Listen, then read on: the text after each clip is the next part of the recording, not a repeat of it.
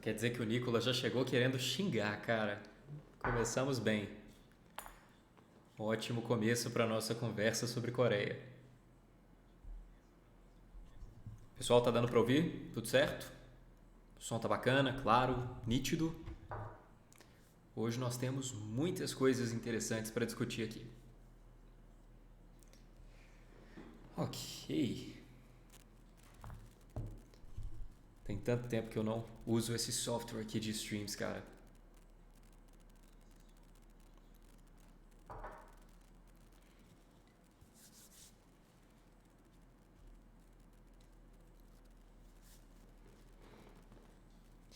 Vamos lá.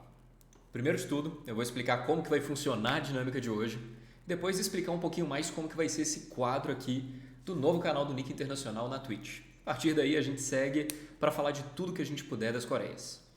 Como que vai funcionar hoje?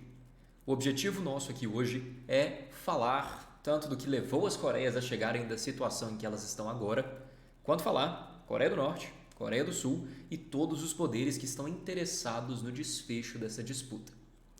Como vocês sabem, já pelo meu canal do YouTube, Nick Internacional, eu não gosto muito só de ficar na parte histórica. Eu prefiro ir para a parte de análise e falar por que as pessoas pensam como elas pensam, quais são os objetivos que elas têm para seguir com as coisas do jeito que elas têm seguido atualmente. Então eu pretendo ficar mais na análise de geopolítica, principalmente de quem está participando ativamente desse conflito.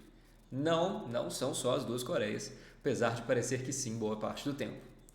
Hoje nós vamos falar dos interesses da Coreia do Norte, da Coreia do Sul, dos Estados Unidos, da China, do Japão e da Rússia sobre esse conflito. É muita coisa, mas eu acho que dá pra gente encaixar aí em 2 horas. Sintam-se livres para fazer perguntas no chat, estou super disponível aqui para a gente conversar, para a gente debater sobre o que vocês estão apresentando. Acho ótimo. E no final de tudo, depois que eu tiver feito essa análise geopolítica dos países, de tudo que está acontecendo aí, pretendo entrar também num tópico que na Coreia atualmente talvez seja um dos mais importantes, que é K-pop e soft power. O uso de grupos como BTS, Blackpink e outros como uma ferramenta de poder. Eu vou explicar por que isso não é tão fácil quanto costuma parecer, mas também por que essa pode ser uma ferramenta poderosíssima para os objetivos da Coreia do Sul. Deu para entender certinho? Todo mundo aí no mesmo barco? Pessoal, fora isso, eu falei que eu ia explicar como que vai funcionar também essa dinâmica aqui do Nick Internacional daqui para frente. Eu sinto falta de um espaço em que a gente possa conversar sobre esses temas do mundo, que não seja só no campo de comentários do canal. Claro, se vocês comentarem lá no YouTube, eu sempre vou responder, sempre vou ver, anoto as sugestões todas e deixo elas preparadas para outros momentos. Mas falta essa interação aqui ao vivo, sabe? Nos comentários do YouTube é no máximo, alguém comenta, eu respondo, ou o comentário já morre aí, ou a pessoa comenta de novo, eu respondo de novo, até que eventualmente para. Aqui na Twitch eu quero criar um espaço toda quinta-feira, das 19 às 21, para a gente conversar sobre as coisas do mundo. Todas as quintas-feiras, nesse horário, eu vou estar aqui para a gente comentar ou de algum tema da história, ou de alguma notícia que está bombando na semana, seja do Brasil, seja do mundo. E como eu já disse, o meu negócio não é jornalismo, não é ficar apresentando a notícia, não é ficar falando da história, é realmente fazer análise, tentar entender as estratégias que estão ali por trás, como que isso funciona, e acho que a gente pode fazer isso bem juntos. Esse aqui é um espaço realmente para a gente poder conversar sobre tudo, para vocês poderem me fazer perguntas. Eu sempre vou ter alguma coisa preparada para expor aqui, seja sobre uma notícia de internacional, um filme de internacional, um livro de política no geral, para a gente conversar. E tudo que vocês me perguntarem, estou aberto a responder na stream. Não tem nenhum tema obrigatório que a gente tem que ficar fechadinho com ele. Estou sempre preparado e disposto para falar de internacional. Claro, não sei de tudo, mas acho que seria legal a gente poder conversar de um jeito mais aberto sobre as coisas que acontecem por aí. No YouTube sei que pode parecer um pouquinho distante de vez em quando. Mas, sem mais delongas, eu prometi para vocês uma live sobre Coreia para preparar o pessoal para o Campeonato Mundial de Debates. E aqui vai. Olha, são muitos temas, eu tenho a minha listinha aqui, essa aqui é a primeira página, são 3 desse jeito. Acho que dá para a gente falar de tudo. Sempre que vocês tiverem uma dúvida, é só falar aí no chat, que eu vou ver na hora. Posso responder na hora, dependendo do lugar que essa dúvida entra no tema. Eu dou um tempinho, respondo ela ali depois de uns 5, 10 minutos, assim que eu concluir a ideia, e a gente segue, ok?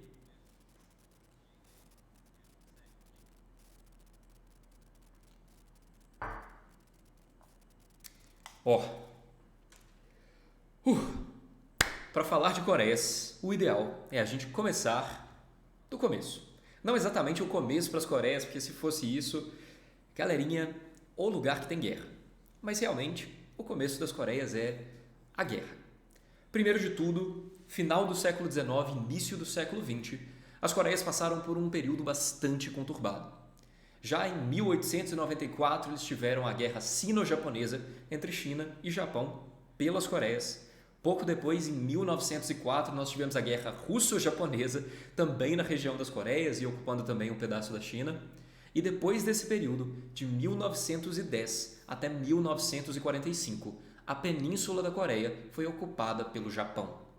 O Japão dessa época era o monstrão fortão que nós conhecemos da Segunda Guerra Mundial, mas que foi derrotado na Segunda Guerra Mundial também. Quando o Japão é derrotado, aí sim, essa história recente das Coreias começa. E como que funciona isso? Sabe como foi com Berlim e a Alemanha? Logo depois que a Alemanha foi derrotada na Segunda Guerra Mundial, Berlim foi dividida entre os membros dos aliados. A União Soviética ficou com um pedaço, e aí Estados Unidos, França, Reino Unido ficaram com outros pedaços. Entre esses pedaços estava o Muro de Berlim. Com a Coreia foi a mesma coisa, mas não foi uma questão de se formar uma Coreia Oriental e uma Coreia Ocidental. Foi uma questão de você formar uma Coreia do Norte e uma Coreia do Sul. O Muro de Berlim das Coreias é o que nós chamamos de Paralelo 38. E aí a história começa. A Coreia do Norte foi administrada pela União Soviética, com algum apoio da China à época, e a Coreia do Sul ficou na mão dos Estados Unidos. Só que tem um lado socialista da história e um lado capitalista da história, pelo que a gente já conhece, não costuma funcionar muito bem. E não funcionou, como sempre. Em 1950 começou a Guerra das Coreias, quando os membros da Coreia do Norte invadiram a Coreia do Sul. A ONU interpretou isso como um ataque, liberou geral, todo mundo começou a se atacar. Foi uma guerra bastante complicada.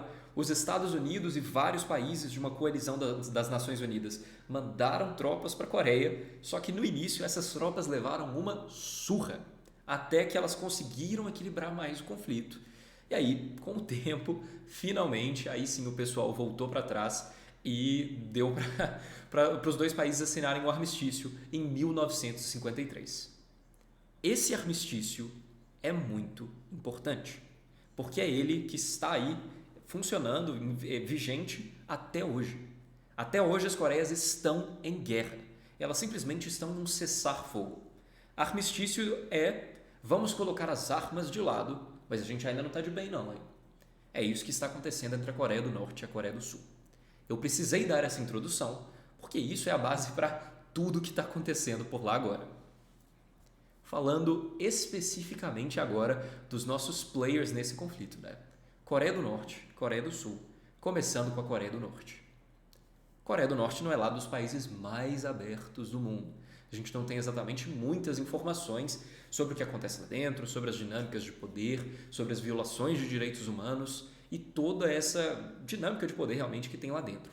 Mas o que a gente sabe sobre a Coreia do Norte? Coreia do Norte é um país autoritário, socialista, governado pelo Partido dos Trabalhadores da Coreia.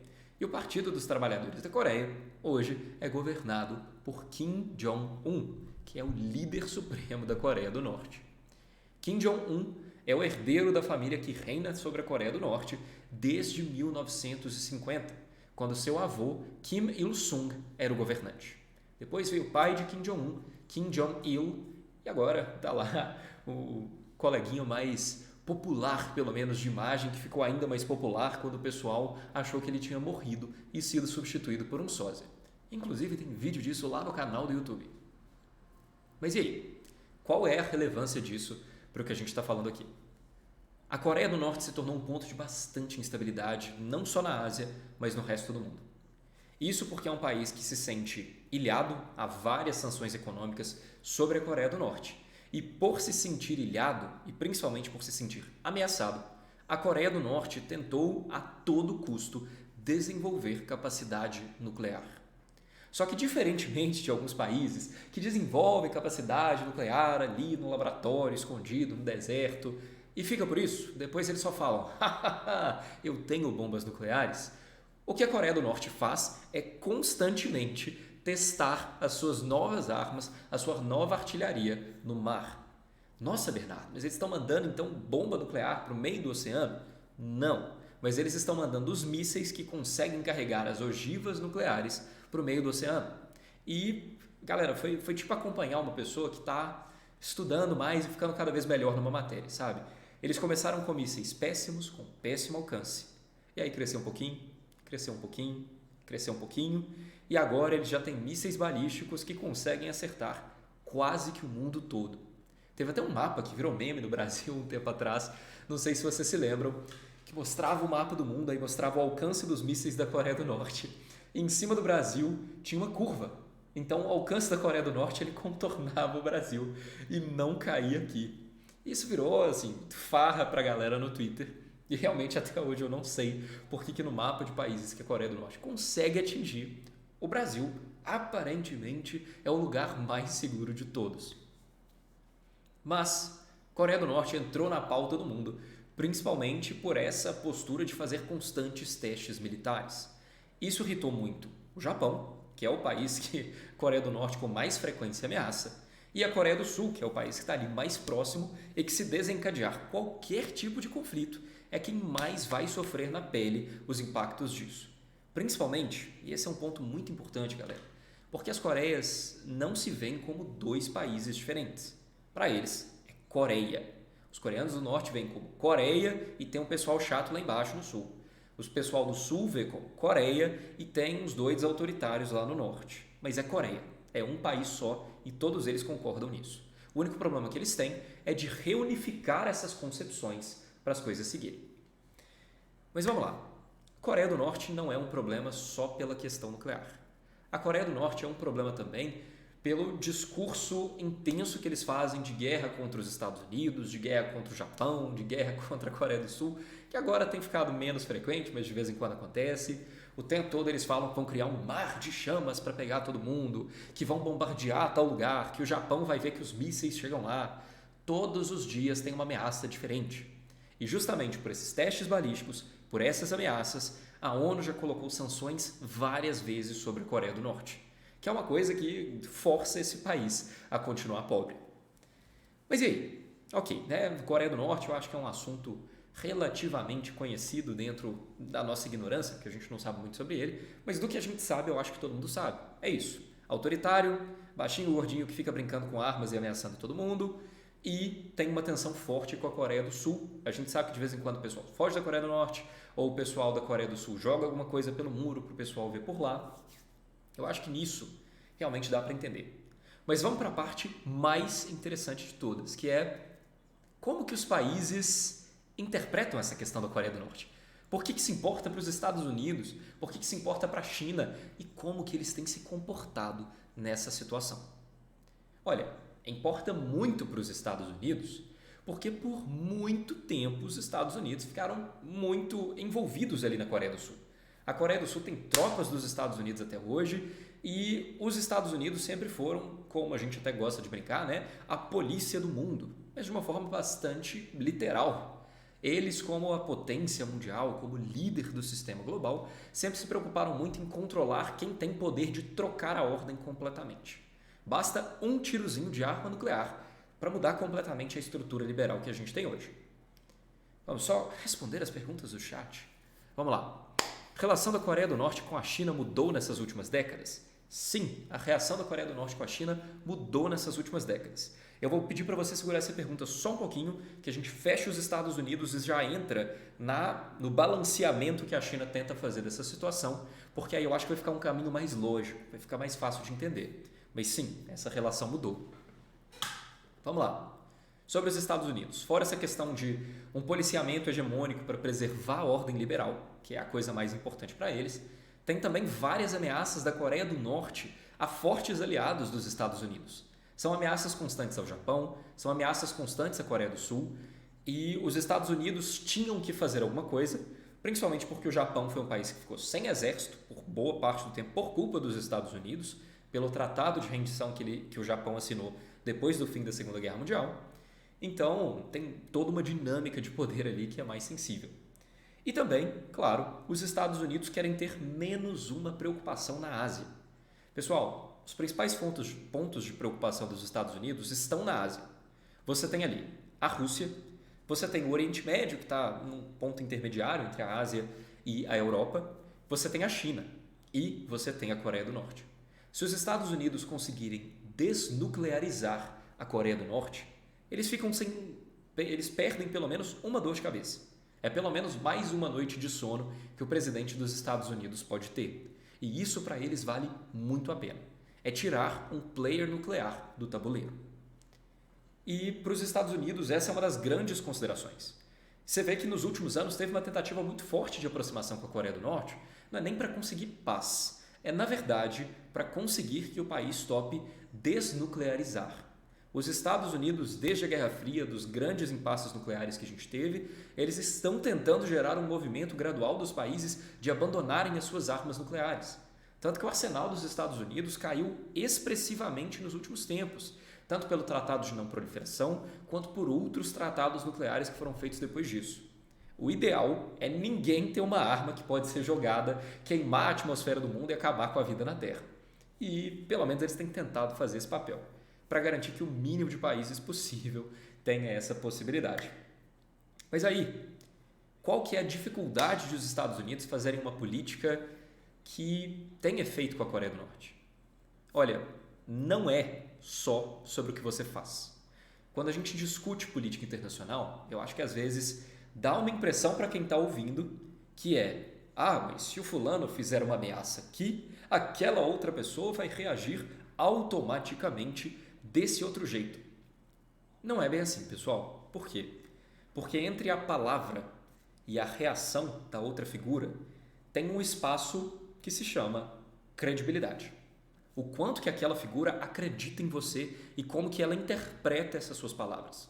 Não adianta nada você falar algo em tom ameaçador se a outra pessoa vai pensar: o fulano fala isso toda terça-feira, não vai ter nada. Que é o caso dos Estados Unidos e da Coreia do Norte.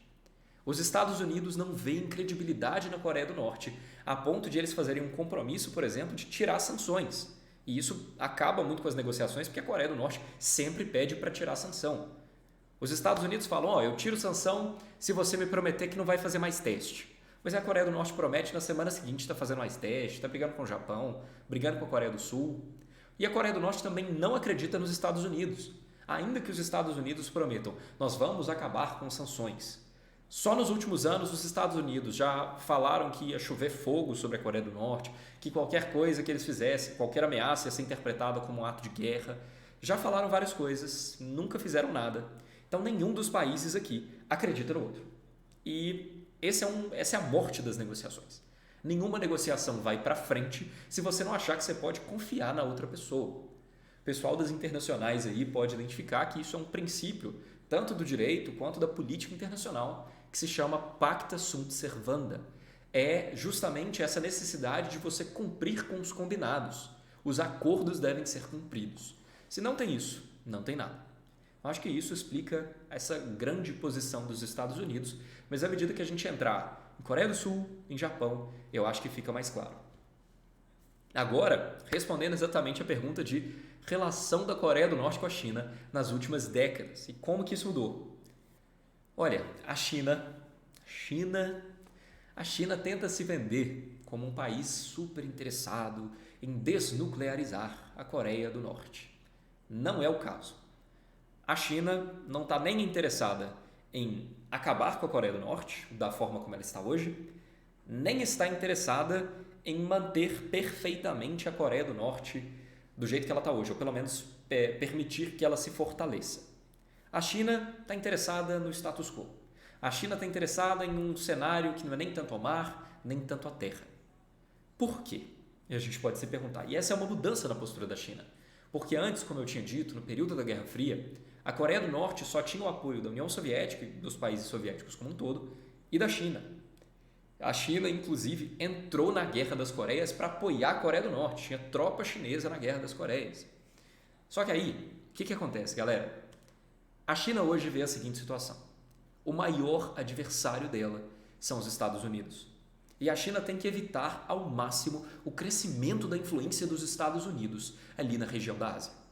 Como que ela faz isso? Ela faz isso mantendo esse cenário de inércia, de impasse entre Estados Unidos e a Coreia do Norte.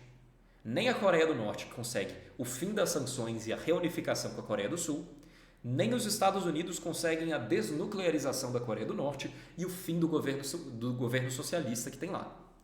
Para a China, o que ela está vendo aí é realmente estar entre a cruz e a espada. Pensa comigo nisso aí.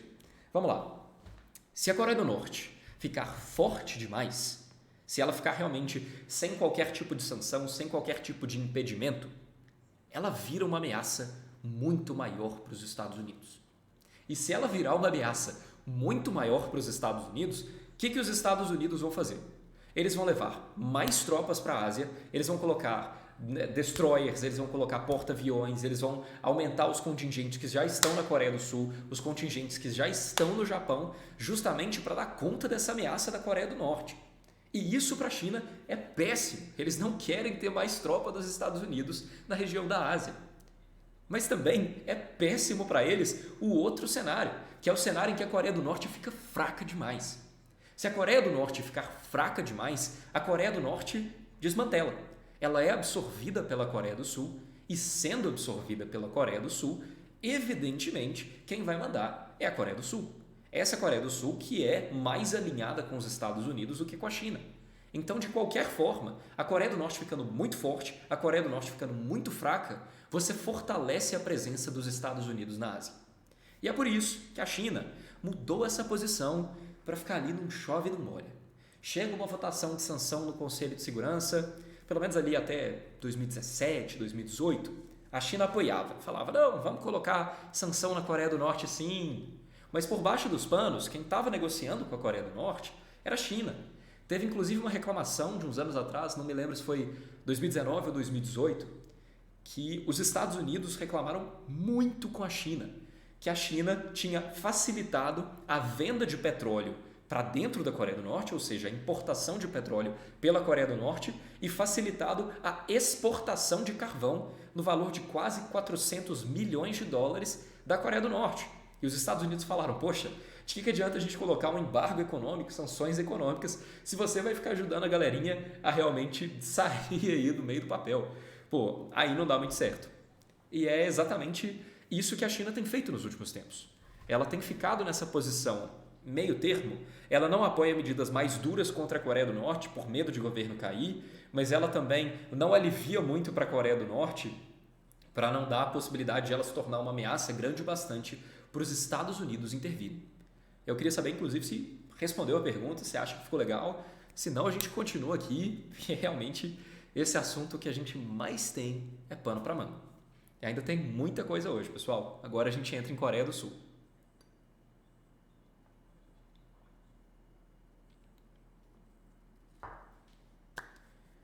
Olha, essa pergunta da Cecília é muito boa. E eu acho que essa é uma pergunta ótima para a gente entrar no tópico de Coreia do Sul. Se existe um laço de irmandade grande entre norte e sul-coreanos e se há um desejo popular e cultural de reunificação.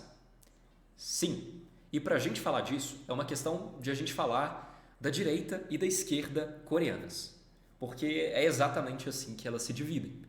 Você tem uma direita coreana, um lado conservador, que é pró-Estados Unidos e antissocialista, anti-Coreia do Norte. Eles não são anti-reunificação. Todo mundo na Coreia do Sul é pró-reunificação, só que eles vêm de formas diferentes. A reunificação que os conservadores, que a direita da Coreia do Sul vem, é uma reunificação pela força. É vencer o socialismo da Coreia do Norte, não fazer nenhuma concessão e reabsorver aquele território, reabsorver aquela população. Tem um laço de irmandade também nessa visão da direita coreana? Tem, mas para eles é realmente uma questão de... É quase o mito da caverna de Platão, sabe? É você invadir a caverna e tirar as pessoas de fora. Não que Platão defendesse tirar a galera da caverna na surra, mas é basicamente isso que a direita coreana fala. A esquerda coreana, por outro lado, é realmente esse lado mais de uma irmandade stricto sensu, de uma irmandade de, poxa, mas eles são nossos irmãos, nós deveríamos ajudar, tem que ter uma reunificação, tem que ter mais conversa, tem que ter mais concessão. A esquerda coreana ela é mais pró-autonomia, ou seja, ela defende um distanciamento maior dos Estados Unidos, mais multilateralismo com outras nações, não depender tanto assim dos norte-americanos, e ela é pró-reunificação com a Coreia do Norte, inclusive fazendo concessões. Inclusive, por exemplo, fechando os olhos para as violações de direitos humanos e abrindo mão de alguns questionamentos que podem até ser importantes, mas que para eles são menos importantes do que ter a Coreia unida de novo. Então essa realmente é uma coisa que divide muito a Coreia hoje em dia. Como reunificar? Se é reunificar pela força da direita ou se é reunificar pelas concessões da esquerda. Cada um desses lados tem os seus prós e contras. E é também o quão próximo estar dos Estados Unidos. E claro que essa questão dos Estados Unidos em si já afeta muito a relação deles com a Coreia do Norte. Porque, por exemplo, para a esquerda sul-coreana, que é quem está no poder atualmente com o presidente Moon Jae-in, a desnuclearização da Coreia do Norte não é tão importante assim. Claro, é importante, eles dormiriam mais tranquilos sabendo que houve a desnuclearização da Coreia do Norte, mas, ao mesmo tempo, para eles, tendo a reunificação, tá bom, funciona, atende tudo que eles estão querendo. Para a direita sul-coreana, que é quem é mais próximo dos Estados Unidos, assim como para os Estados Unidos, não adianta ter paz, não adianta ter reunificação se não tiver desnuclearização. Eles não querem ter mais uma potência nuclear no mundo. Isso foi inclusive uma concessão que a Coreia do Sul fez. A Coreia do Sul, na década de 70, estava desenvolvendo ali as escuras armamento nuclear também, mas fez um acordo com os Estados Unidos de que ia parar. E esse acordo se sustenta até hoje. Mas sim, a resposta que acabou ficando longa, acho que eu consegui explorar bem os pontos aí, é que tem essa irmandade entre norte e sul. A gente fica vendo de fora, a nossa impressão é que a galera tá brigando o tempo todo e batendo cabeça, é só rixa entre norte-coreanos e sul-coreanos. Não é. Na verdade, tem tido cada vez mais diálogo entre eles. E desde a Guerra das Coreias, quando ela teve, na verdade, o armistício, não acabou, em 1953, teve encontros entre os líderes norte e sul-coreanos discutindo possibilidades de unificação. Teve discussão sobre isso na década de 70, na década de 80, na década de 90, nos anos 2000 e tem discussões sobre reunificação hoje também. O Moon Jae-in, por exemplo, o primeiro encontro dele com Kim Jong-un foi em 2018, foi um evento grande lá em Pyongyang e desde então tem tido essas conversas. Tem momentos de maior tensão, momentos de menor tensão, mas tem um papinho ali para ver no que dá. Mas falando da Coreia do Sul, tem mais coisa para a gente entender do que só essa oposição que eles fazem à Coreia do Norte. A Coreia do Sul é um país que já passou por muito perrengue e até hoje esse país tem duas prioridades. A primeira delas é sobreviver. A segunda delas é encerrar o conflito com o Norte. A parte de encerrar o conflito com o Norte, eu acho que eu já falei bastante, não acho que a gente precisa ficar se delongando mais nisso, a não ser que alguém tenha alguma pergunta. Mas a parte de sobreviver, a Coreia divide em dois aspectos: segurança e prosperidade. E é por isso que eles ficaram tão próximos dos Estados Unidos por tanto tempo. Acabou a Segunda Guerra Mundial, claro, a Coreia do Sul caiu na mão dos Estados Unidos, tem também um fator que eles realmente não conseguiram evitar, mas mais do que isso, quando acabou a Segunda Guerra Mundial e a Coreia teve esse vínculo com os Estados Unidos, eles encontraram exatamente isso. Poxa, a maior potência bélica do mundo está aqui no meu quintal com tropa aqui. Quem quiser me invadir vai ter que se ver com eles, não vai ter problema para mim. E mais do que isso, fora essa questão de ter a segurança, tem a prosperidade, porque essa maior potência bélica também é a maior potência econômica do mundo. E isso fez com que a Coreia do Sul se desenvolvesse muito rápido. É por isso que saiu de um país que era um quintalzinho avulso do mundo para virar agora uma das maiores potências mundiais em ascensão. A qualidade de vida dos sul-coreanos já é maior que a qualidade de vida dos franceses. Então, assim, é realmente um crescimento exponencial para o pessoal lá da Coreia. E isso por causa dos Estados Unidos. Foram os Estados Unidos que transferiram tecnologia, que ajudaram a melhorar o ensino, que fizeram grandes parcerias com o governo para ajudar a estruturar um governo mais democrático na Coreia do Sul. E tudo isso fez com que se tornasse o país que a gente vê hoje. Mas ainda assim levou um tempo. A Coreia do Sul, até chegar na década de 90, dependia muito dos Estados Unidos.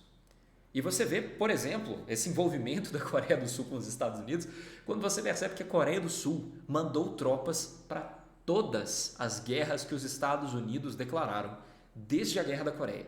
Ou seja, desde 1950, a Coreia do Sul mandou tropa para tudo. Mandou tropa para o Vietnã, mandou tropa para o Afeganistão, mandou tropa para o Iraque, mandou tropa para todos os lugares que você imaginar. E mais do que isso, galera, eu mencionei no início do vídeo que até antes da Segunda Guerra Mundial, até o fim da Segunda Guerra Mundial, a Coreia era governada pelo Japão. Ela foi governada pelo Japão desde 1910. Não foi um domínio legal. Assim, não foi de boa, não foi tranquilo. O Japão era um país que realmente, se você lê sobre as coisas que o Japão fazia, não só na Coreia, mas na China também, você vê por que tem um rancor tão grande desses países contra o Japão.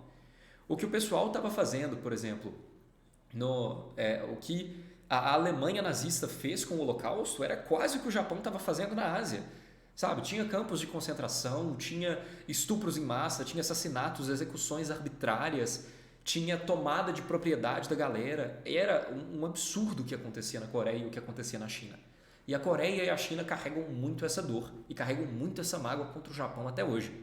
Só que a Coreia ficou tão próxima dos Estados Unidos que eles fizeram até essa concessão. Até isso eles fizeram. Eles perdoaram o Japão, ficaram super aliados do Japão por causa dos Estados Unidos. Perdoaram, mas assim, aquele perdão assim da pessoa que, olha, eu vou te perdoar, mas eu nunca vou esquecer. E é assim até hoje. Tanto que em 2019 teve treta, mas quando eu chegar em Japão a gente fala disso. Ó, falei para vocês também que quem está no poder hoje é a esquerda, é o presidente Moon Jae-in da Coreia. E o Moon Jae-in, ele levanta essas 3 bandeiras principais. É o nacionalismo, então a Coreia atualmente é extremamente nacionalista, é o alinhamento com a Coreia do Norte em tentativas de reunificação. Moon Jae-in está mais do que disposto a varrer para debaixo do tapete todas as violações de direitos humanos da Coreia do Norte, contanto que isso encerre o conflito e faça com que as Coreias se reunifiquem. E, por fim, autonomia. Não depender tanto assim dos Estados Unidos e ter mais liberdade para negociar com outros países e tomar outras iniciativas. Inclusive se aproximando da China, se aproximando da Rússia e se aproximando de outros lugares assim. E, cara, pra vocês terem uma ideia, essa questão da China, a aproximação da Coreia do Sul e da China deu treta, inclusive na pandemia.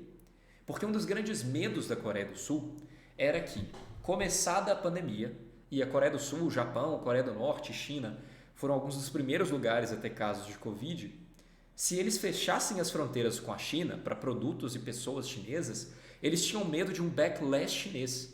Então, que a China fizesse coisas contra as exportações e importações da Coreia do Sul, tivesse algum atrito político entre os dois. E aí, o que a Coreia do Sul fez? A Coreia do Sul não fechou as fronteiras com a China e ficou muito permissiva com a China nesse momento de início de pandemia. Isso virou um problema muito grande lá dentro, porque a população coreana ficou puta e falou, poxa, como assim? Sabe, vocês estão valorizando mais a relação de vocês com a China do que a vida do povo coreano? Então teve uma discussão muito intensa na Coreia do Sul sobre isso, ainda está tendo, apesar de lá estar melhorando, mas ainda é uma questão que vai ser muito discutida lá, porque pegou mal para o povo coreano. E assim, tem uma outra questão que na Coreia do Sul a gente tem que considerar, que é justamente por nesses últimos anos ter uma liderança que é mais pró-autonomia, menos vamos ser super amigos dos Estados Unidos e fazer tudo que eles querem. O Trump, galera, assim, o Trump não colaborou muito. Porque o Trump chegou lá, e aí vocês devem se lembrar que o lema do Trump era America First. E assim, quando você é o aliado do cara que fala America First, necessariamente você está pelo menos ali no second. Então a Coreia sabia que ela não era prioridade, nem seria a prioridade. E isso para eles foi problemático. Por quê? Vocês lembram dos discursinhos do Trump de nós vamos fazer eles pagarem, o México era, eles vão pagar pelo muro, a OTAN era, eles vão pagar pela OTAN, a OMS eles vão pagar pelos fundos da OMS. Os Estados Unidos queriam parar de pagar tudo e queriam que o resto da galera pagasse por tudo que estava acontecendo. Isso aí não deu muito certo com a Coreia, porque tinha tropas estacionadas na Coreia. Sempre teve, desde a Guerra das Coreias, tem tropas dos Estados Unidos na Coreia, em bases americanas em solo coreano. E a Coreia, em troca dessa proteção que essas tropas americanas oferecem para eles, ela pagava uma quantia anual aos Estados Unidos de 800 milhões de dólares para custear essas tropas e remunerar essa proteção. O Trump já entrou metendo o pé na porta e falando, isso aqui tá pouco, eu quero mais. Aí o que a Coreia fez? Falou, beleza, a gente pode subir essa remuneração para $1 bilhão. E aí o que o Trump falou? 1 bilhão é pouco, eu quero 5. A Coreia, evidentemente, falou, amigo, não vai rolar. A Coreia ofereceu 1,3 bilhões de dólares para remunerar a estadia das tropas dos Estados Unidos lá. Por sorte, outras coisas aconteceram, tiraram a atenção dos Estados Unidos, mas a ideia realmente era que o Trump pisasse fundo e ameaçasse retirar as tropas da Coreia do Sul, se eles não aumentassem para 5 bilhões. Então isso gerou uma rixa muito grande e fez com que tivesse um afastamento maior da Coreia e dos Estados Unidos. E assim, pior. Por quê? Porque como forma de pressionar a Coreia, e o Trump falava também que tudo que era exercício militar pelo mundo ele queria acabar, ele chamava tudo de guerra estúpida. Só que o problema é que tem alguns exercícios militares que não são estúpidos. E os exercícios militares que os Estados Unidos faziam ali no Mar Índico, que eles faziam próximos à Coreia, próximo ao Mar do Japão, eram exercícios muito importantes para ter um efeito de deterrência contra a Coreia do Norte. Sabe? Para eles ficarem com medinho de saber que se eles fizerem qualquer coisa tem uma resposta muito rápida, que os Estados Unidos estão prestando atenção. E o Trump determinou, em represália inclusive ao posicionamento da Coreia do Sul quanto a esses pagamentos, que ia encerrar esses exercícios militares. E isso para a Coreia do Sul foi um choque, foi péssimo, porque isso dá uma cara de pau maior assim para a Coreia do Norte, sabe? Eles ficam mais dispostos a fazer coisas. E aí a Coreia do Sul não gostou, não preciso nem dizer. Isso criou uma rixa muito grande no relacionamento entre sul-coreanos e estadunidenses. É uma rixa que ainda existe, está no colo do Biden, e essa rixa fica pior porque, como eu disse, nós temos um nacionalista pró-autonomia no governo. Então já tem uma tendência da Coreia do Sul a se afastar dos Estados Unidos pela vontade política do presidente, e agora, mais ainda, você tem um obstáculo político que é assim essa ferida na relação deles, de eles terem sido jogados para escanteio, para a segunda posição, e ainda terem sido ameaçados pelo presidente que estava no poder. Se tivesse tido um segundo mandato do Trump, é possível que as relações entre Estados Unidos e Coreia do Sul tivessem se deteriorado ainda mais. E para por aí? Claro que não para por aí. O buraco é sempre mais embaixo. E não para por aí por uma coisinha chamada Japão. Por um país chamado Japão, que também é muito importante.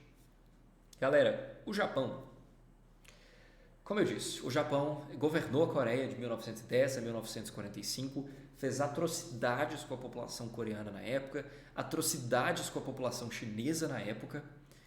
Só que atualmente, até pela influência dos Estados Unidos, Japão e Coreia do Sul são amiguinhos. Então assim, se gostam, se entendem, se dão relativamente bem, tem projetos juntos, tem cooperação econômica, tem várias coisas estabelecidas para melhorar a interação desses dois países. Isso tem acontecido muito por essa influência dos Estados Unidos. Só que aí vem o grande problema. Que assim, quando os Estados Unidos criam essa rixa com a Coreia do Sul, eles não estão afetando só a relação deles próprios com a Coreia do Sul. É como se assim, você tem um amigo e o seu amigo tem um amigo. Sempre que vocês encontram, o seu amigo traz o amigo dele e assim, vocês se dão bem, vocês conversam, vocês estão na mesma mesa, ok, assim, funciona. Se você briga com o seu amigo, você não tem estímulo para ligar para o amigo dele e chamar ele para sair sozinho. E foi isso que aconteceu. O Japão era amigo dos Estados Unidos, a Coreia do Sul era amiga dos Estados Unidos. Se os Estados Unidos brigam com a Coreia do Sul, a Coreia do Sul tem menos incentivos para ir falar direto com o Japão, sabe? O link dela com o Japão eram os Estados Unidos e o Trump criou uma rixa que acabou resvalando um pouquinho no Japão também. E o Japão também sofreu com os Estados Unidos. O Japão também brigou. Essa história do America First pesou muito para o Japão e foi o que aumentou muito os movimentos de autonomia japonesa que o Shinzo Abe pregava. Que o Shinzo Abe prega no Japão de realmente ficar mais independente dos Estados Unidos, ter mais relações multilaterais e tomar mais as rédeas. O Japão sempre foi um país muito passivo na política mundial. Ele nunca foi muito proativo de sair correndo atrás de acordos, sair correndo atrás de medidas, de realmente bater na mesa e falar, vai ser desse jeito. E olha que o Japão já foi a terceira maior economia do mundo. E ainda assim, é um país que dificilmente... O Japão é a terceira maior economia do mundo, né? Já foi a segunda maior economia do mundo e dificilmente ele toma esse tipo de posição. Mas ele tem tomado. Porque quando o Japão viu que o Trump não levantaria mais a bandeira deles para ajudar eles a crescerem, eles perceberam que eles tinham que fazer isso sozinhos. Então, o que o Japão fez? Você vê o Acordo Transpacífico, que foi uma das primeiras coisas que o Trump descartou. O Japão pegou as rédeas do Acordo Transpacífico e fez um novo acordo. Ele pegou aquele esqueleto ali que foi deixado para trás, foi atrás do pessoal, negociou, levou isso para frente e agora tem um país muito mais estruturado, com muito mais vontade política, com muito mais vontade diplomática de levar as coisas para frente. Então, assim, realmente mudou muito a história do Japão. Eu estou vendo que o Serpentini está falando aqui no chat e é muito verdade, assim. Realmente, o Japão sempre teve uma concepção que é muito diferente da noção estadunidense, da noção ocidental de nacionalismo, e ele teve muita mudança, principalmente pela influência americana, no desenvolvimento do Japão pós-Segunda Guerra Mundial. A presença das tropas, os tratados, as negociações, o efeito do Plano Marshall com o investimento estadunidense entrando em massa no Japão, praticamente construiu a indústria japonesa depois da destruição da Segunda Guerra Mundial. Sabe, eles pegaram o esqueleto que a era Meiji tinha deixado e transformaram o Japão nessa potência industrial que ele é hoje. Então isso foi muito presente no desenvolvimento do Japão e foi assim que o Japão se tornou o que a gente chama de um país ocidental, pero no mucho, mas assim, tá quase lá, sabe? E realmente foi um desenvolvimento ao longo dos anos, dependendo dos Estados Unidos, e quando os Estados Unidos criaram essa rixa, o Japão não tinha mais um incentivo para manter isso lá. E o Japão tem muito interesse na situação da Coreia do Norte, porque o Japão é o país mais ameaçado pela Coreia do Norte. É quem mais leva ameaça, é quem mais fala, a Coreia do Norte fala que vai levar ataque, que vai virar um mar de chamas. Todos os mísseis que a Coreia do Norte dispara, no geral, caem no mar do Japão, próximo ao Japão. Então é uma preocupação de segurança nacional imensa, imensa do Japão. E tem tropas no Japão, dos Estados Unidos, e tem tropas na Coreia, dos Estados Unidos. Se os Estados Unidos e a Coreia brigam e criam uma instabilidade para as tropas estadunidenses na Coreia, ter a possibilidade delas saírem, para o Japão isso é péssimo, porque é menos segurança que o Japão vai ter contra uma eventual investida da Coreia do Norte. E assim fica muito difícil, sabe? Para eles realmente é uma questão muito delicada. E quando eu falo que o Japão e a Coreia brigaram, assim, não foi uma briga tranquila, é uma briga que continua, inclusive. Ela saiu um pouco dos holofotes por causa da pandemia, mas essa briga continua. Você vê que, assim, em 2019, teve uma decisão de um tribunal da Coreia que determinou que um funcionário que acusou o Japão de ter colocado ele para realizar trabalho escravo durante a Segunda Guerra Mundial teria direito a uma indenização do Japão no valor de alguns milhões de dólares. O Japão se recusou a pagar. O Japão se recusou a pagar porque em 1965, até por esse esforço dos Estados Unidos de melhorar as relações entre Japão e Coreia, o Japão pagou 800 milhões de dólares à Coreia como reparações de guerra por tudo que tinha acontecido na Segunda Guerra Mundial. Só que assim, para a Coreia isso não foi o bastante. E para o Japão isso foi mais do que o bastante para apagar tudo que já aconteceu na história dos dois países. Campo de concentração, escravidão, estupros, foi um cheque de 800 milhões, tá tudo bem. E o Japão se recusou a pagar e a população coreana reagiu à recusa do Japão a pagar porque ainda tem muita mágoa. Pô, pensa assim, foram os avós das pessoas que estão vivas hoje que foram escravizados, que foram estuprados, que sofreram todas as mazelas da Segunda Guerra Mundial. A população coreana fez o quê? Boicotou produtos japoneses. E o Japão fez o quê em resposta ao boicote feito pelos coreanos? O Japão criou uma série de restrições para importação pela Coreia de produtos químicos que são extremamente importantes para a indústria deles. E aí o que a Coreia fez contra o Japão de volta? Porque assim, países são criancinhas mimadas. A Coreia encerrou um programa de compartilhamento de inteligência tipo espionagem mesmo, dados, informação, que existia entre ela, o Japão e os Estados Unidos. A Coreia decidiu que não ia renovar.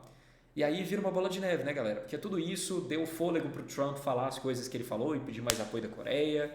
E tudo isso deu estímulo também para o Japão ficar mais independente, se afastar um pouco.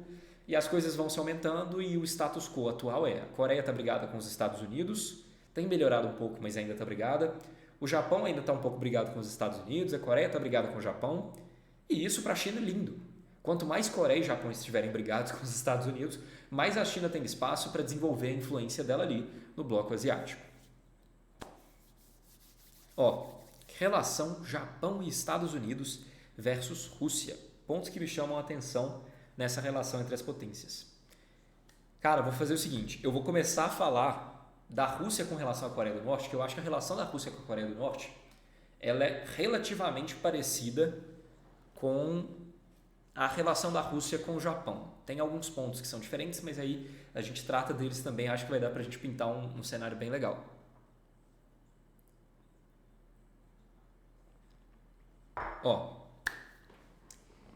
Onde que a Rússia entra nesse balaio de gato doido que é a Guerra das Coreias, que está em andamento até hoje?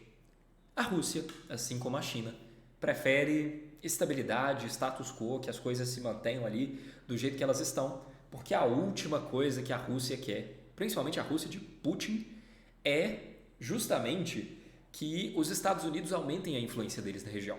E a Rússia está naquela mesma corda bamba. Se eles pegarem leve demais com a Coreia do Norte fica muito forte e os Estados Unidos aumentam a presença militar na região para combater a atitude, né, a atuação da Coreia do Norte. Então, se a Rússia pegar muito leve, isso acontece. Se a Rússia pegar muito pesado, ela desmantela a Coreia do Norte. E se a Coreia do Norte desmantelar, de novo, a Coreia do Sul fica mais forte. E ficando mais forte, os Estados Unidos ficam mais fortes. É isso que acontece. Então, a Rússia ela vê essa situação realmente como um equilíbrio delicado que ela tem que ajudar a manter. O que acontece aí? A Rússia faz a mesma coisa que a China. Chegam novas sanções em discussão lá no Conselho de Segurança, ela barra novas sanções, mantém as sanções antigas e vai fazendo algumas concessões para a Coreia do Norte por baixo dos panos. Um exemplo, a Rússia aumentou explosivamente o número de vistos de estudante que ela concedeu para pessoas da Coreia do Norte e que a Coreia do Norte concedeu também para estudantes russos, vistos de turismo, vistos de estudante, nos anos de 2018 e 2019. Uma das maiores fontes de renda para a Coreia do Norte são pessoas da Coreia do Norte que moram na Rússia, trabalham na Rússia e mandam dinheiro para a Coreia do Norte. Então, assim, isso é um negócio muito importante para a Coreia do Norte. Justamente essa em cima da murice da Rússia aí para fazer as coisas. Rússia partilha das preocupações da China, mas um pouquinho menos. Para eles não é tão impactante, a Coreia faz fronteira com a China, então para a China realmente você tem uma presença muito constante lá. Mas vamos lá, o Serpentino me perguntou, relação Japão e Estados Unidos versus Rússia. Cara, seguinte, o Japão e a Rússia sempre tiveram uma relação muito difícil. Eles já tiveram várias guerras, eu mencionei no início da live que teve a guerra russo-japonesa de 1904 e teve várias outras guerras russo-japonesas. Eles, no geral, disputam várias regiões ali. Você tem, por exemplo, alguns portos mais extremos ali da Rússia, que são territórios que, no geral, o Japão já controlou. A própria Manchúria chinesa, Rússia e Japão já disputaram ela várias vezes. E aí, atualmente, a disputa que existe principalmente entre Estados Unidos e Japão como um bloco aliado ocidental e Rússia é justamente essa disputa de quem controla as narrativas e quem controla a zona de influência que existe ali no Mar do Japão, naquela área do Extremo Oriente. A Rússia tem tentado se tornar, sob Putin, cada vez mais uma liderança antiliberal. E o Japão foi o garoto propaganda do liberalismo pelos últimos 60 anos. Sabe? O Japão, sob o Plano Marshall, sobre as restrições que os Estados Unidos impuseram ao Japão depois da Segunda Guerra Mundial, ele virou realmente esse é o país que você pode conquistar com dinheiro americano. Só que o Japão também foi um pouco perspicaz, porque depois que ele virou esse garoto propaganda, ele começou a fazer políticas de medida protecionista, tira protecionismo, medida protecionista, tira protecionismo, para ele ir cada vez mais incorporando tecnologia estrangeira para o mercado dele. Atualmente, a relação do Japão com a Rússia tem ficado num ponto meio, não vou dizer neutro, porque sempre foi uma relação de um pouco de hostilidade. Mas é um ponto em que ela não está no holofote. Não tem nada muito grande acontecendo entre Japão e Rússia no momento. Nem entre Estados Unidos e Rússia tem, pela questão das eleições. Nessa semana, tem 2 dias, a Rússia inclusive hackeou a JBS, sim, a JBS aqui do Brasil, do Joesley Batista, que produz carne. Essa JBS mesmo, que é uma das maiores fornecedoras de carne do mundo. E tem muito essa parceria entre Estados Unidos e Japão por cibersegurança, por combate a isso que a gente chama de adocracia russa, né? Que eles sempre fazem essas contratações ad hoc, específicas, né? Só para esse propósito de hackers e outras figuras que tentam sabotar governos que são inimigos. E assim, a posição do Japão é realmente combater essas iniciativas. Eu não tenho como te falar de uma coisa muito específica que entram nessa parte aí, justamente porque sim, o Japão e Rússia nesse momento estão vivendo um momento frio do conflito deles. Vamos lá. Seguindo em algumas coisas para a gente falar. Gente, tem muita coisa nisso aqui, mas agradeço muito pela confiança, Serpentini. Fico triste que a live esteja travando. Não sei se é pelo meu output aqui, pelo jeito que está saindo, se é pelo jeito que está chegando para você, mas adorei a participação, adorei as perguntas. Acompanhe lá pelo canal mesmo. E toda quinta-feira estaremos aqui para conversar. Mas não acabou ainda, pessoal. Vamos falar sobre mais algumas coisas.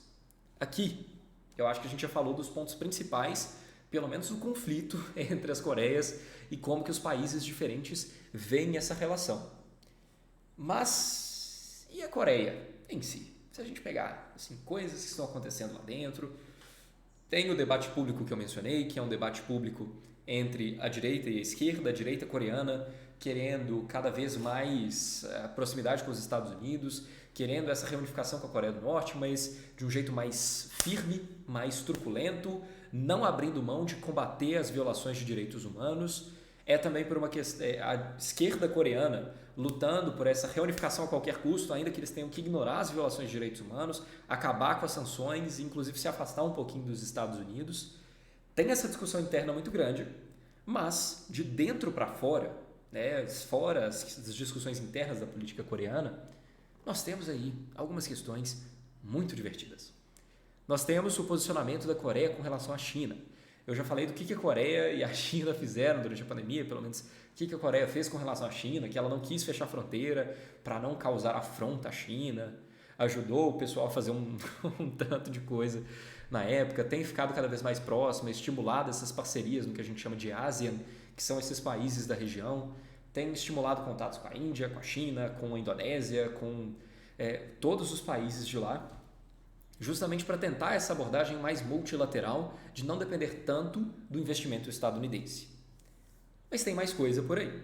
Só não esquecendo de responder a pergunta aqui, Ana me perguntou se eu posso dar algumas indicações de bibliografia no final. Ana, eu acredito que sim. Talvez não sobre esse tema específico. Esse tema, eu acho que realmente são análises pensadas por aí. Eu posso passar alguns links, colocar alguns links lá no canal principalmente, mas posso sim, vou tentar. Vou falar aqui alguns artigos de algumas revistas interessantes e aí eu acho que vocês podem começar por lá. É um tema bem rico, tem muita coisa e vale muito a pena estudar sobre isso porque é um dos pontos centrais da política mundial hoje. E justamente falando desse ponto central da política mundial hoje, galera, eu acho que talvez a coisa mais divertida de acompanhar a Coreia hoje seja ver como que eles estão fazendo um desenvolvimento disso que a gente chama de soft power, que é realmente um desenvolvimento quase de livro didático, é o que está escrito lá como definição de soft power. E o que é soft power? Ou poder mole, poder suave? Você tem formas diferentes de fazer as pessoas fazerem o que você quer. A primeira dessas formas é você forçar a pessoa a fazer o que você quer, que é o que a gente chama de hard power. Hard power é o quê? É dinheiro, sabe? Não importa o que você quer, eu estou te comprando, você vai fazer. Sabe? É ameaça, é guerra, é tudo isso. Isso é o que a gente chama de hard power. É quando, independentemente do que a pessoa quer, ela faz o que você quer porque você tem incentivos para ela fazer isso. Sabe? Você tem coisas forçosas que fazem com que ela faça. Você não interfere com a vontade dela, você só dá um incentivo externo para ela fazer. Seja medo pela vida, seja vontade de ganhar dinheiro. E você tem do outro lado o que a gente chama de soft power. E soft power é você trabalhar nas vontades da outra pessoa. Eu quero que ela faça alguma coisa e para fazer ela fazer essa coisa, eu quero que ela queira fazer essa coisa.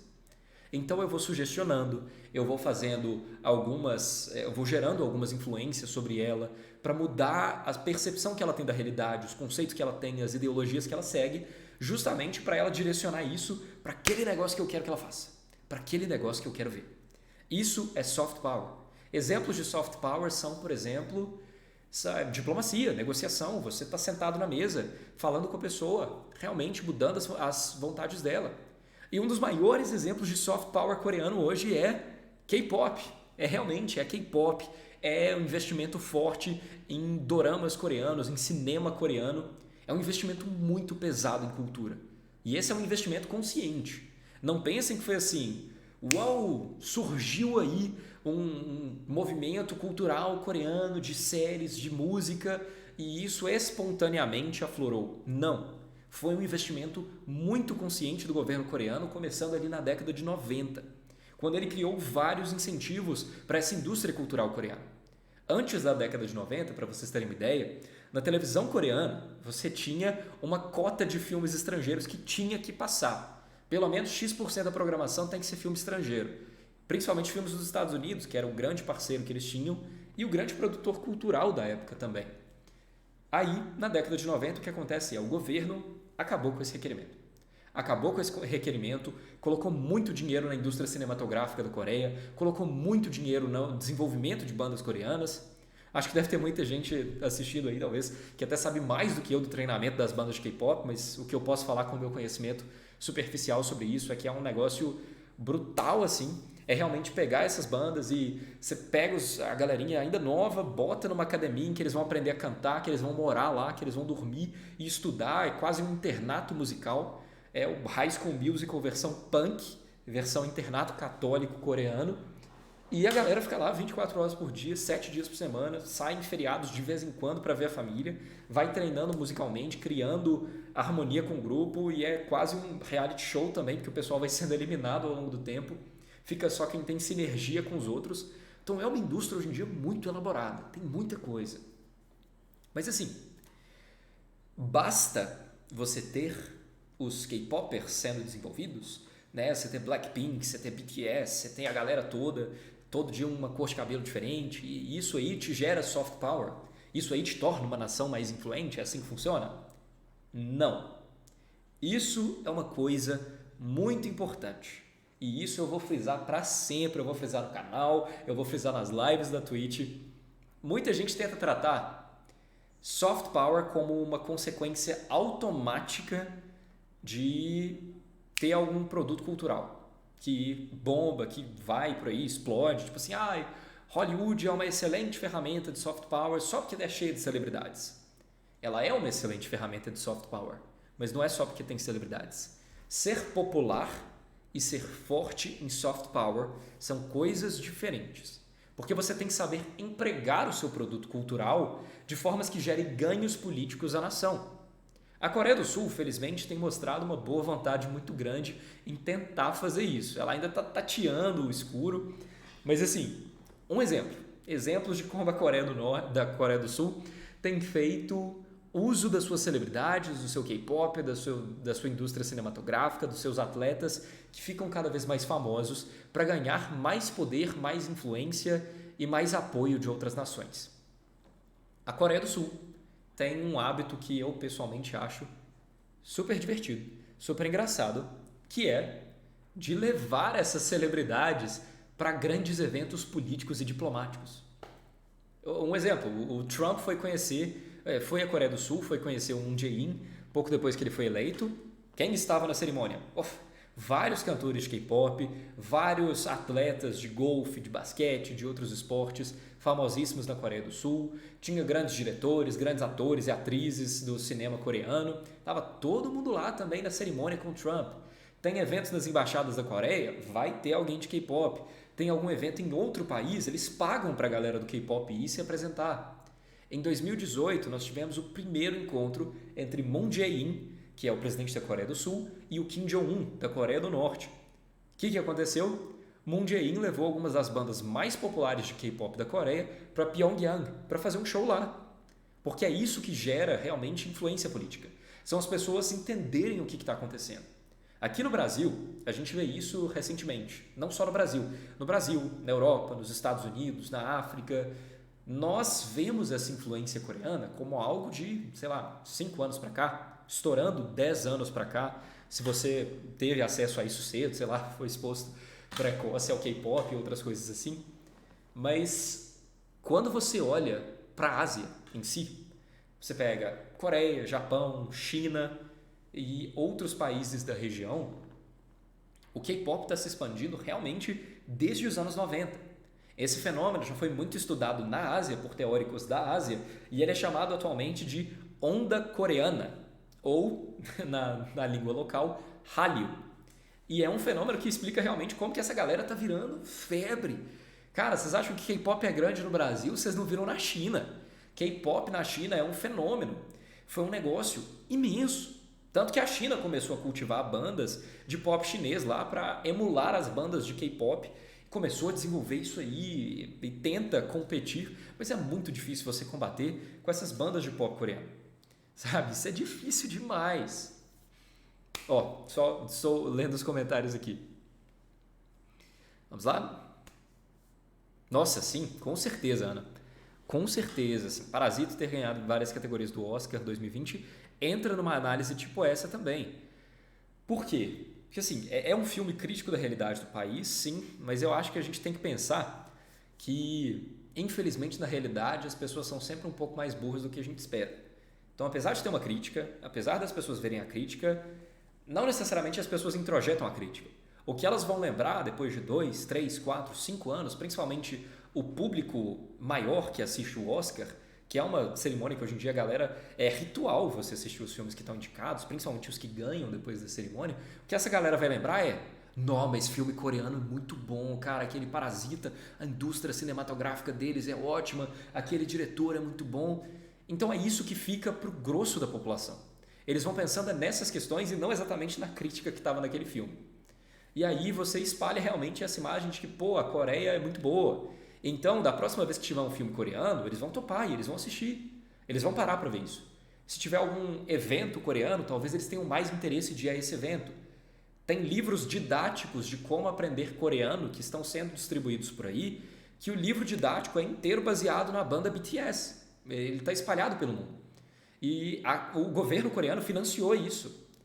Teve um discurso da década de 90, que foi quando eles estavam começando essas iniciativas de financiar iniciativas culturais, que o então presidente da Coreia, o que ele falou foi na época que estreou o filme Jurassic Park, que foi aquele super sucesso de bilheteria que rendeu, foi não sei quantos milhões de dólares, tipo 90 milhões de dólares, talvez até mais, que ele virou e falou para a população coreana para justificar o investimento em cinema, que fazer um filme Jurassic Park era o equivalente a você vender, assim, mais de 1 milhão de carros da Hyundai.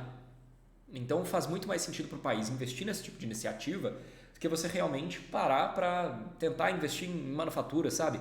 Tem um limite natural do quanto que as pessoas conseguem consumir bens materiais, tipo carros. Mas não tem um limite para quanto você pode consumir bens intelectuais, tipo música, ou filmes, ou séries, ou outras coisas assim. E é por isso que a Coreia aposta tanto nisso. Não tem limite por quanto a pessoa vai gastar com o BTS da vida. Porque eles lançam uma música hoje e a pessoa vai continuar dando dinheiro para essa música cada vez que ela assiste. Ela, se lançar uma camisa amanhã e uma camisa semana que vem, e uma camisa no mês que vem, e uma camisa no ano que vem, a pessoa vai comprar todas. O fã não vê esse limite. Então, para a Coreia, faz muito sentido. Mas assim, eu falo aqui do soft power, mas vamos ser razoáveis. É uma faca de 2 gumes. E a Coreia tem sentido isso agora. Por quê? Porque o problema de você tornar suas figuras culturais seus embaixadores é que esses embaixadores começam a te representar. E, evidentemente, celebridades não têm tanto preparo para representar um país quanto diplomatas. Então, tudo que essas celebridades fazem nas redes sociais, fazem na vida pública delas, acaba tendo implicações para a imagem do país. Isso é muito perigoso, cara. Pensa se uma celebridade coreana, nesse esforço todo da Coreia para não ofender a China, para ficar nas boas graças da gigante asiática, uma celebridade coreana pega uma bandeirinha de Taiwan e sacode numa live. Galera, eu acho que assim, durante a live eu acho que você vê a mira laser na pessoa, tranquilamente. Tranquilamente. E o problema é que isso vira uma questão diplomática para a Coreia. Porque a China não vai entender que foi um incidente isolado de uma celebridade coreana que não tem nada a ver com o governo coreano. Ela vai ver como um representante da Coreia que tem milhões de seguidores acabou de fazer um aceno falando da independência de Taiwan. Ela vai exigir respostas, não é da celebridade. Ela vai boicotar a celebridade também. Você pode ter certeza que o conteúdo dessa celebridade para de circular na China, sim. Mas ela vai cobrar respostas do governo chinês, do governo coreano.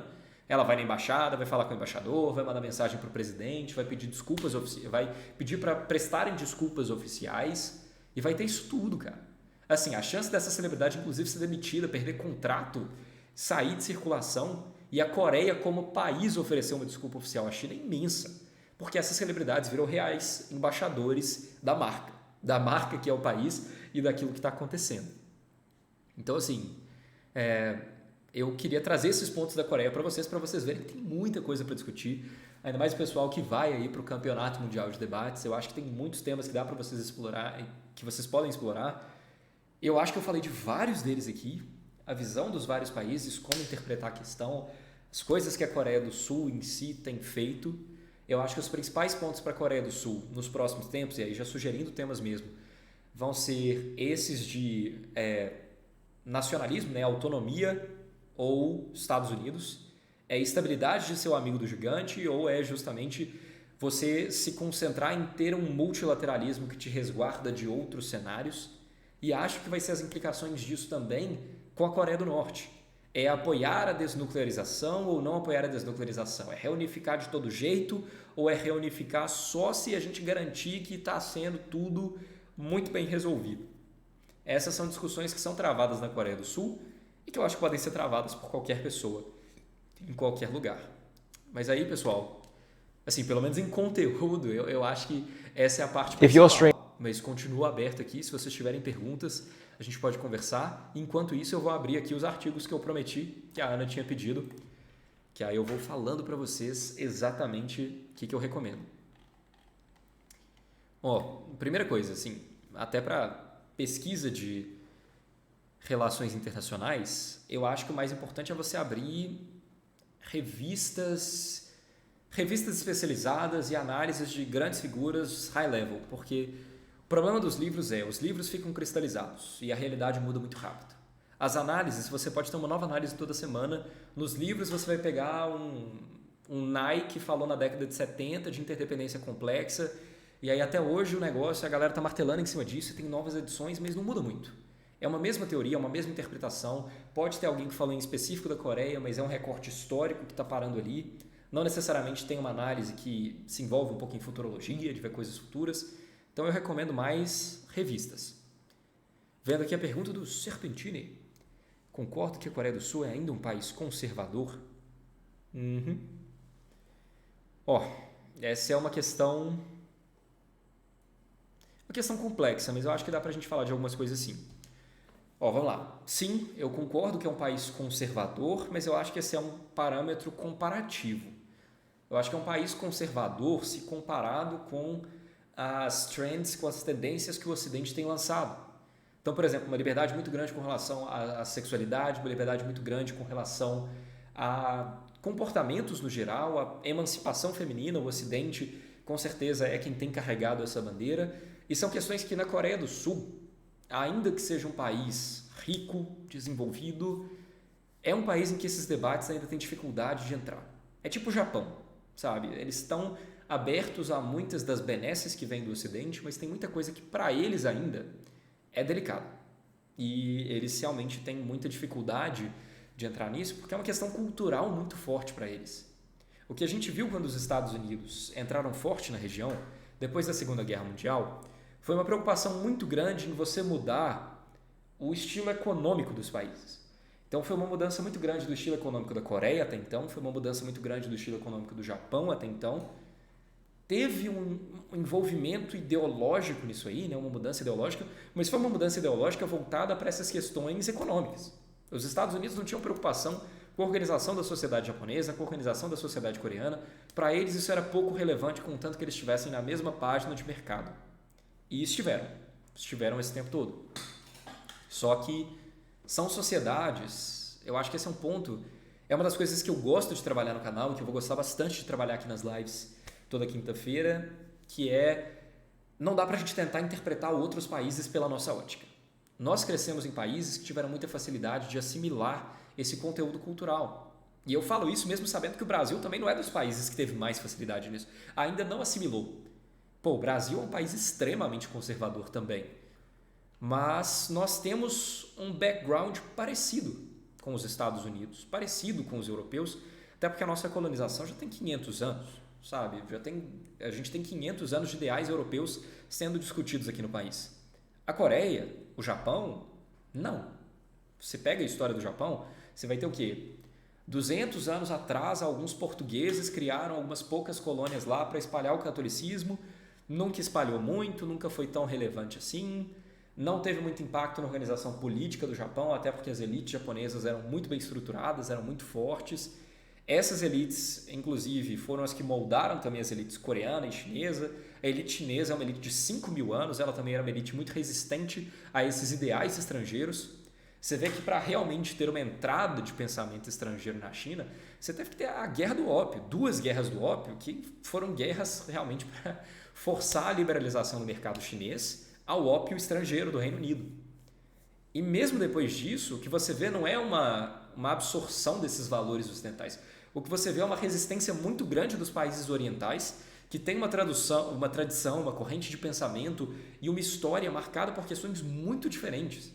Poxa, a China é um país de 5.000 anos de idade. Para eles, 200 anos, sabe, é muito pouca coisa. Eles têm 200 anos de influência ocidental, mas eles têm 4.800 anos de influência oriental. E assim, eu concordo com você, Serpentinho. Eu acho que a gente tem que falar assim que tem sim um conservadorismo muito grande na Coreia. Mas esse conservadorismo, ele bebe justamente dessas fontes antigas. O povo coreano, o povo japonês, o povo chinês, a tradição oriental deles, apesar de ter diferenças entre esses países no seu desenvolvimento histórico, é uma tradição que é muito pautada na honra. Ela é muito pautada na honra, ela é muito pautada no coletivo, ela é muito pautada na posterioridade, de você deixar coisas que vão fazer a sua sociedade sobreviver, durar, deixar para frente. Então, para eles, é muito difícil assimilar esse ideal individualista ocidental. E é do individualismo ocidental que nascem essas correntes que a gente vê hoje, que são consideradas progressistas.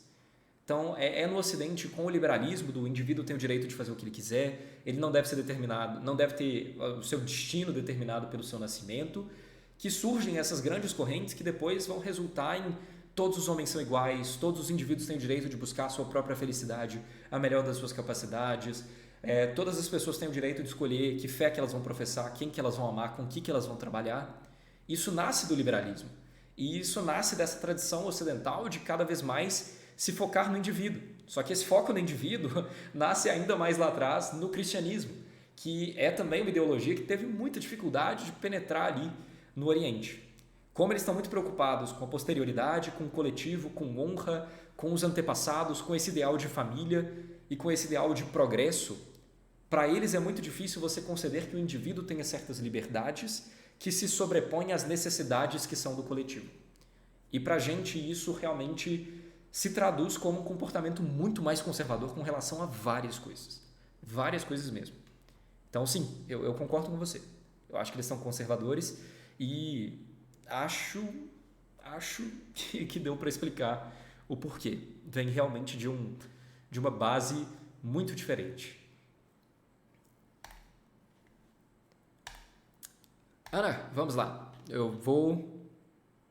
Vamos fazer o seguinte, eu posso te mandar esses artigos? Porque eu acho que se eu ficar falando aqui, eu vou ficar falando títulos pinçados de artigos aleatórios, mas eu tenho uns aqui muito legais, li muitos artigos sobre isso, e assim, é uma questão difícil, porque quando você pesquisa Coreia, todo mundo quer falar sobre a Coreia do Norte, ninguém quer falar sobre a Coreia do Sul. No máximo da Coreia do Sul, você vai falar, olha como que o Trump destruiu tudo nesse mundo. Então, Eu tive que cavar um pouquinho aqui, mas eu te mando todos. E, pessoal, eu acho que assim, eu já falei muito na cabeça de vocês. Acho que se vocês não tiverem mais perguntas, a gente pode encerrar esse primeiro episódio, mas já deixando combinado aqui de fazer mais. Semana que vem tem outro, quinta-feira, das 19 às 21. Na outra semana vai ter outro e assim por diante. Estou disponível no YouTube, no canal Nick Internacional. Vou estar disponível aqui na Twitch, no Nick Internacional, todas as quintas-feiras para a gente conversar. E dá para a gente seguir fazendo isso toda semana mesmo.